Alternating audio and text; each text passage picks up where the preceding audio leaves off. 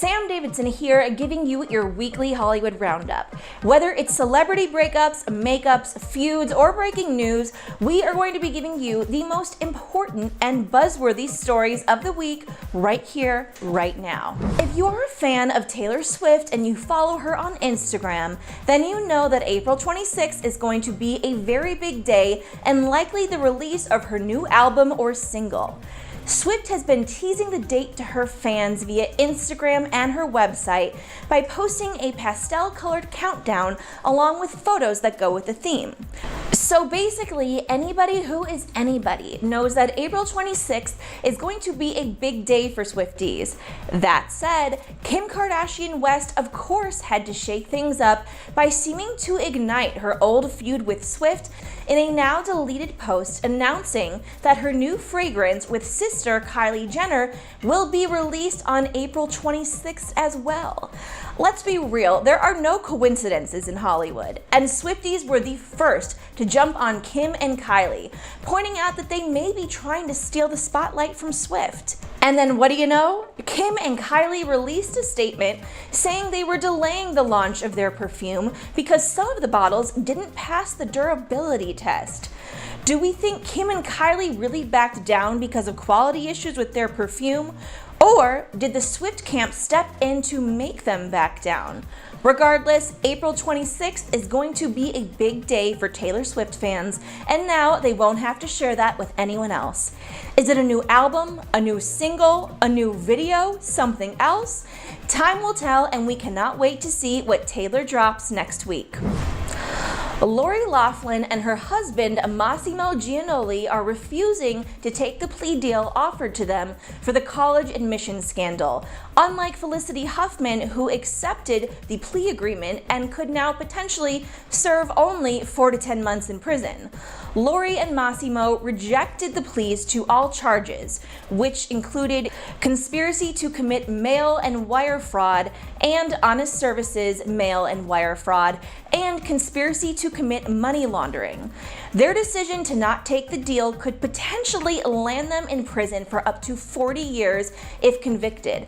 And apparently, the two do not seem to be taking this seriously at all. In fact, they didn't even appear in court. They entered their plea via court documents filed by their attorneys.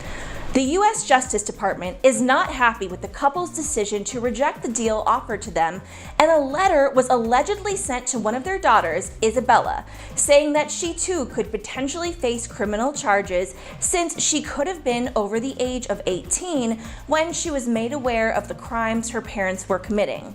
Apparently, the tone of the letter was ominous to say the least, and freaked Isabella out so much that she actually deleted her Instagram account. At this point, it's uncertain whether Isabella or her sister, Olivia Jade, will meet the conditions of being adults when the crimes were hatched. But sources are saying that Isabella did know about the scheme, but did it because she trusted her parents. I mean, both girls did pose for staged photos on rowing machines to convince USC officials that they were crew athletes, so they assuredly had to know something was up, right? That said, if they both were under the age of 18 when they did this, they were legally not adults, so they would not be tried as adults for the crime. This is a complicated and pretty unfortunate turn of events for the girls, who very well may have just been following their parents' orders. Stay tuned, as this is a developing story.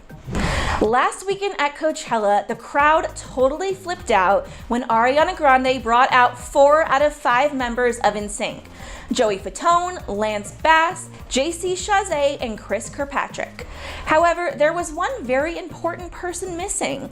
Of course, Justin Timberlake, who, as we all know, has had one of the most successful solo careers out of the 5 of them. In fact, Timberlake has basically had one of the most successful music careers out of almost everyone in the music industry currently. There have been rumors in the past that Timberlake wasn't as close with his former bandmates. I mean, they weren't even invited to his wedding to now wife Jessica Biel in 2012, which many found really odd. So the fact that Timberlake didn't show up for their surprise performance with Ariana Grande this weekend wasn't a huge shock. But it's actually not for the reason that everyone thinks. According to Fatone, Timberlake was just finishing up his tour and couldn't be there for rehearsals, and Fatone says that they all totally understood.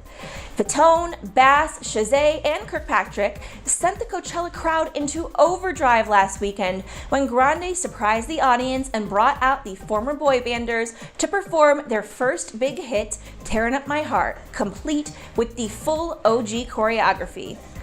Even though Grande did have some major technical difficulties during her set, this collab certainly made up for it.